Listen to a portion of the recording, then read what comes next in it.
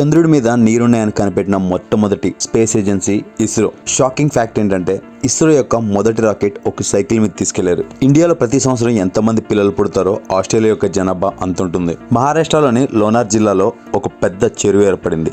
ఆ చెరువు దేని వల్ల ఏర్పడిందంటే ఆకాశంలో పడిన ఒక పెద్ద ఉల్క కారణంగా అక్కడ ఒక గుంత ఏర్పడి అది ఒక చెరువులా మారిపోయింది. ఇప్పుడు ఒక దేశంలా పిలువబడుతున్న మన ఇండియా దాదాపు 10 కోట్ల సంవత్సరాల క్రితం ఒక ద్వీపంలా ఉండేది. ప్రపంచంలోనే అత్యంత ప్రాచీనమైన నాగరికతల్లో ఒకటి సింధు నది నాగరికత. అక్కడ నుండే మన ఇండియా యొక్క నాగరికత పుట్టుకొచ్చింది.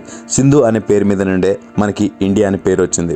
ప్రతి సంవత్సరం తిరుపతి వెంకటేశ్వర స్వామి మరియు కాశీ విశ్వనాథ స్వామి ఆలయాలకి వెళ్లే భక్తుల సంఖ్య వాటికన్ సిటీ మరియు మక్కా మసీద్కి వెళ్లే వారి సంఖ్య కంటే ఎక్కువగా ఉంటుంది. ఇండియాలో ప్రతి 12 ఏళ్లకి ఒకసారి కుంభమేళ జరుగుతుంది. అప్పుడు అక్కడికి ఎన్ని కోట్ల మంది వస్తారంటే ఆ ఈవెంట్ ని స్పేస్ లోంచి చూసినా గానీ క్లియర్ గా కనపడుతుంది. ప్రపంచంలోనే ఒక ప్రదేశానికి అంతమంది జనాలు రావడం కేవలం అక్కడ మాత్రమే జరుగుతుంది.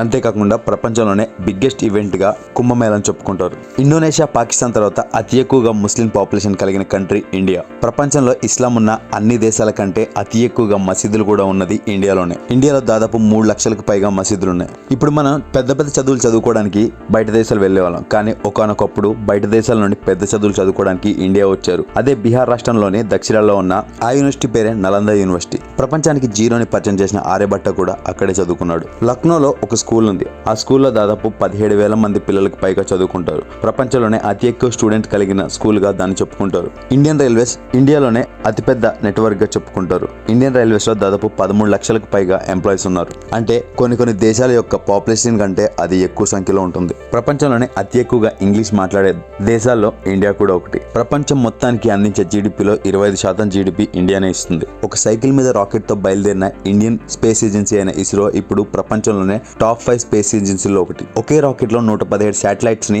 లాంచ్ చేసిన రికార్డు ఇప్పటివరకు ప్రపంచంలో ఇస్రోకి తప్ప ఏ దేశానికి లేదు. మొహమ్మద్ అలీ జిన్నాని పాకిస్తాన్ దేశం యొక్క ప్రథమ పురుషుడు అని చెప్పుకుంటూ ఉంటారు. మనలో చాలా మందికి ఏదైనా ఆలోచించేటప్పుడు గోర్లని నోట్లో పెట్టుకొని కొరుకుతూ ఉంటారు. అలా ఎక్కువ శాతం ఎవరైతే కొరుకుతారో వాళ్ళు చాలా అనారోగ్యాలకి గురవుతారని ఒక సర్వేలో తేలింది. ఎవరైనా ఆపుకోలేకుండా బాగా నవ్వినట్లయితే వారి నవ్వు ఆపడానికి వారిని గిల్లితే ఆ నొప్పికి వారి యొక్క నవ్వు ఆగిపోతుంది. కావాలంటే మీరు ట్రై చేయొచ్చు. మన యొక్క చేతి గోర్ల రంగుని బట్టి మనం ఎంత ఆరోగ్యంగా ఉన్నామో తెలుసుకోవచ్చు. ప్రేమించడం వల్ల మన యొక్క నేచర్, బిహేవియర్ మొత్తం మారిపోతుంది. అలాగే బాడీలో పాజిటివ్ వైబ్స్ కూడా స్టార్ట్ అవుతాయి. మనం నిద్రపోయేటప్పుడు వచ్చే కళలు కూడా మన వ్యక్తిగత జీవితం మీద అవి ఎంతగానో ప్రభావాన్ని చూపిస్తాయి. ఎవరైతే 8 గంటల కంటే తక్కువ నిద్రపోతారో వారికి కళలు వచ్చే ఛాన్స్ కూడా చాలా తక్కువగా ఉంటుంది.